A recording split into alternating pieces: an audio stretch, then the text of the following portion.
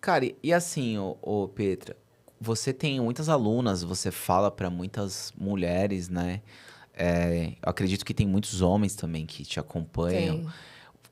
Qual que você entende que está sendo a dificuldade, assim, algumas dificuldades que estão rolando hoje nas questões de relacionamento que as pessoas te trazem, assim, na prática? Em relação a relacionamento, olha, É, agora eu vou entrar numa questão meio polêmica e isso tem muito a ver com a minha religião, né, com a minha fé. E que é algo relacionado à sexualidade das pessoas, né? O mundo hoje está muito luxurioso, vamos dizer assim. E as pessoas... E, claro, isso é culpa das pessoas, porque ninguém obrigou elas a fazer isso, mas, ao mesmo tempo, é um problema cultural e espiritual que a gente vive, né? Se a gente pensar que, na época das nossas avós, todo mundo se casava virgem, que era um escândalo alguém não se casar virgem, e se a gente pensar que, durante milênios, o mundo, né, o Ocidente, funcionou dessa forma, e a gente vê como hoje a questão do sexo antes do casamento foi banalizado, como o adultério foi banalizado, como todas essas questões relacionadas à vida sexual estão banalizadas, eu diria que o problema central delas é esse. Por que estou falando isso? Não só porque é pecado e porque Deus fala isso em inúmeros momentos nas Sagradas Escrituras, assim como ele coloca isso nas leis dele, nos 10 mandamentos, que é não pecar contra a castidade, né, sexto mandamento. Mas na questão cultural da coisa, o que acontece? qual que é esse Sexto mandamento? mandamento Eu é não não conheço. pecar contra a castidade. O texto está traduzido assim na Bíblia. É que eu sou cristão, só que Você é protestante. protestante. Então, eu acho que na Bíblia cristã Quer ver, evangélica ó? ele não está traduzido dessa Né, maneira.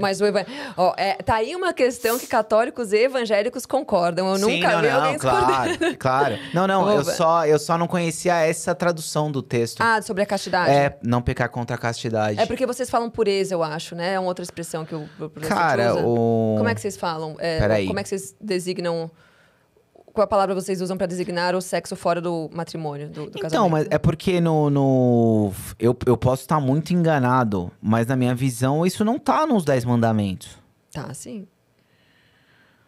Ó, a gente tem aqui, né? Amar a Deus sobre todas as coisas, não tomar o nome de Deus em vão, honrar pai e mãe, não matarás.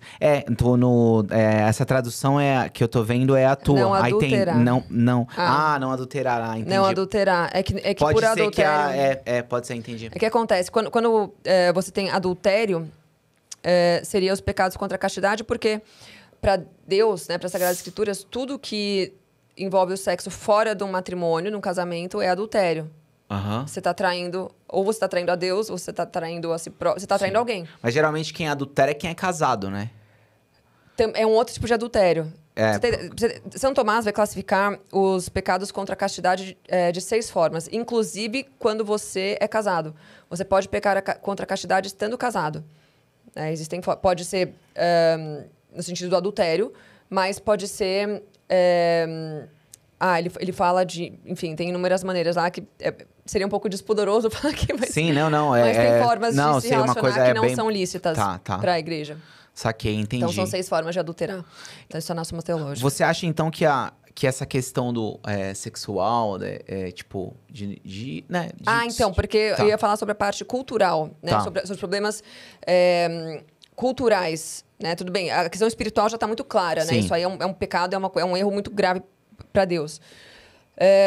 Mas culturalmente falando, assim, o que eu vejo, né? E eu tenho alunos, assim, de 14, 15 anos, tenho de 60 anos, tenho de 40... Tudo que é idade, em tudo que é situação, divorciada, casada, solteira, viúva, de tudo que é jeito. Sim.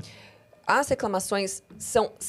As reclamações oriundas de relacionamentos são sempre... no sentido... São sempre questões que elas... se colocaram porque elas não se atentaram ao caráter do cara antes de assumir um compromisso com ele. E por que isso acontece? Porque as pessoas se unem hoje por química. Então, quando você... a gente fala, quando duas pessoas se deitam, né? Quando um homem e uma mulher se deitam, eles se tornam um só corpo. Sim. Uma vez que você se torna um só corpo, primeiro, é muito difícil você desfazer esse laço, né, espiritual. E isso faz com que as pessoas se seguem, né? O pecado cega as pessoas. Então, você vive um relacionamento em que você não tem um sacramento do matrimônio, você não está num casamento. Você tem relação sexual com essa pessoa. Você, inicialmente, se segue. É isso que as pessoas falam muito da paixão, né? Muitas vezes a paixão é só uma química que ela sente ali, ela se dá bem na cama com outra. O que não é lá tão difícil, né? A não sei porque as pessoas ficam tão deslumbradas com isso, né? Tem até um estudo que fala que a cada 10 pessoas que alguém se deita, com 6 ele vai ter uma química. Sério? E com 4 não. Eu não sabia. Tem esse dado aí. Joga no chat GPT que vocês acham. Mas, então, assim... existe o componente espiritual aí também, que é algo que leva as pessoas para mais baixo ainda, né? E, então, o que acontece? As pessoas começam a se relacionar sexualmente muito cedo. Sim. E isso faz com que crie essa química. Claro, existe o fator biológico também da coisa, né? Coisa física mesmo, química, que eu digo de química mesmo corporal, né? Tem os feromônios, toda aquela troca, né? Tem o fator espiritual e tem o fator psicológico. Então, as pessoas se apegam muito a isso, né? E aí, de repente, em um ano estão casadas e elas deixaram de conversar coisas extremamente importantes. Elas deixaram de se conhecer o suficiente antes de tomar uma decisão como essa, né? De forma que elas depois fiquem infelizes. Então, assim, muito comum, assim, as mulheres chegam para mim e falam assim, mas... ou os caras também, tá? Homens também, muitas vezes, chegam pra mim, mas não aguento mais minha sogra porque ela se intromete, porque a minha mulher passa o dia inteiro com a mãe no telefone, porque a minha mulher... Eu tenho uma cunhada que é um inferno, porque isso... Eu falei, cara, quanto tempo você namorou antes? Tá, você não percebeu isso antes? Tipo, vocês não conversaram sobre isso antes? E a resposta é sempre não. Tipo, as pessoas não... Elas deixam passar detalhes muito importantes e que muitas vezes vão minar um casamento. E vão culminar num divórcio, inclusive, porque elas estavam muito preocupadas em viver a vida sexual delas e a paixão que elas descobriram através da química sexual. Então, para mim, esse é o problema... maior. Para mim, é o problema maior hoje é o fato das pessoas... não é nem só que elas não vivem a castidade, é o fato delas tratarem como louco quem vive. Tá. Hoje, se você fala que você vive a castidade, as pessoas te olham como louco. Sim. Elas falam assim, cara, como assim? Isso é um troço da época dos meus avós, dos meus bisavós, às vezes. E não, tipo, as pessoas viveram isso o tempo todo. Tipo, foi de 30 anos, sei lá, foi de 50 anos pra cá que as pessoas pararam de viver isso. Pois é.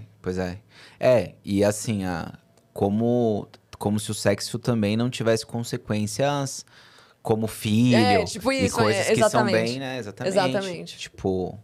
Você ter um filho com qualquer pessoa, que é o que acontece por aí, né? Tipo, a camisinha estourou, a pílula não funcionou. Então, mas deixa eu te contar uma novidade. Quando um homem e uma mulher se deitam, existe uma chance enorme de acontecer um bebê, né? Tipo, pasme, pode ser que aconteça um bebê, né? Pois e aí as pessoas, tipo, não, mas não foi culpa minha. Como assim não foi culpa tua, cara? Você tá brincando comigo. Enfim... Não, é bem interessante isso. Bem interessante mesmo. Eu gosto muito, por exemplo, quando... a gente consegue conversar sobre algo além do dogma, da lei pela lei. Sim. Porque, tipo, às vezes quando você coloca uma lei ou um mandamento ou alguma coisa que está escrito na Bíblia, soa como se fosse algo impositivo que não faz sentido para algumas pessoas, né? Como se fosse fariseu, né? Tipo assim, é uma lei que antigamente usava por causa disso. Tipo, eu nem sei por que eu tô Como se Deus fosse errar, né? Como se Deus fosse errar ao escrever as Sagradas Escrituras. Tipo assim, eu nem sei por que eu tô fazendo, mas vou fazer. Né?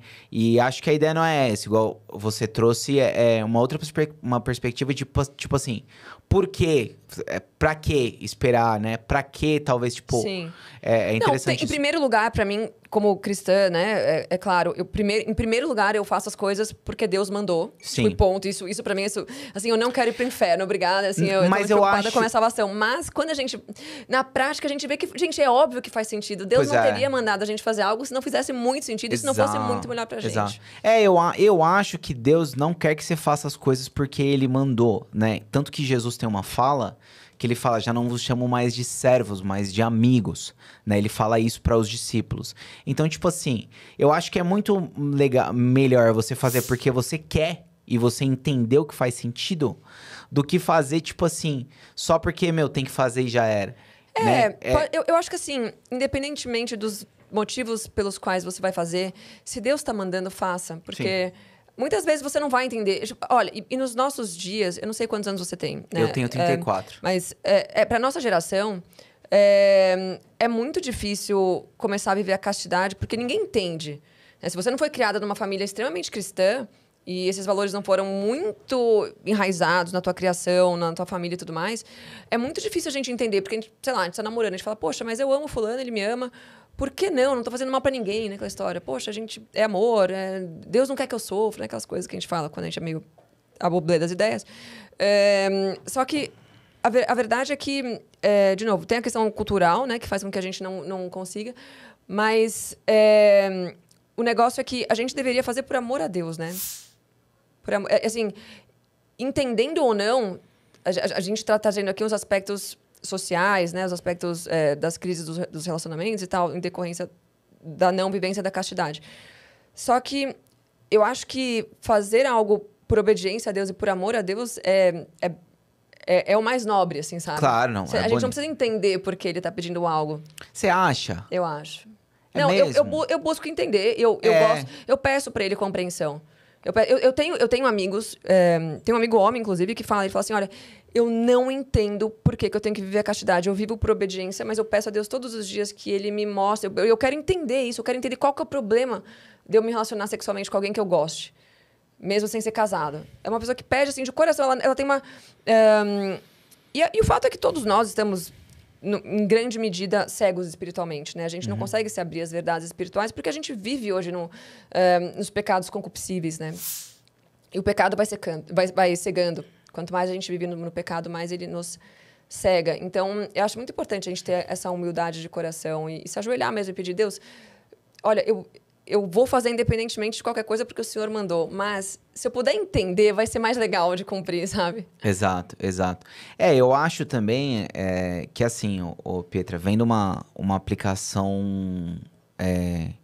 uma aplicação na sociedade desse conceito, tá? Tem alguns... Eu cresci nesse meio também e tudo mais, tá? Converso bastante com teólogo, com várias pessoas assim... E tem algumas coisas que, entre aspas, facilitam ou dificultam essa parada. Que é o que era? Por exemplo, antigamente as pessoas casavam muito cedo também. Tipo assim, você tinha casamentos ali com 18, com 17, até com 15, né? Muitas vezes.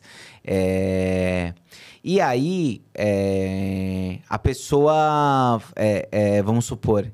ela vive essa questão por um período mais curto, entre aspas, Sim. né? Os casais de igreja, geralmente, o padrão antigamente, eram casais bem jovens, bem novos, né?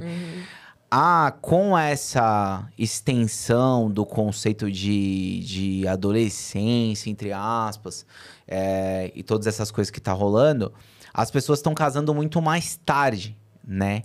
Então, mas aí é que tá. Desculpa te interromper. Tá. O que você acha que veio antes? Vamos lá pro ovo e pra galinha. O O que quê? você acha que veio antes? O fato das pessoas dissociarem a questão sexual do matrimônio e da procriação? Ou você acha que elas primeiro começaram a querer casar mais tarde pra depois... Não, sim, claro.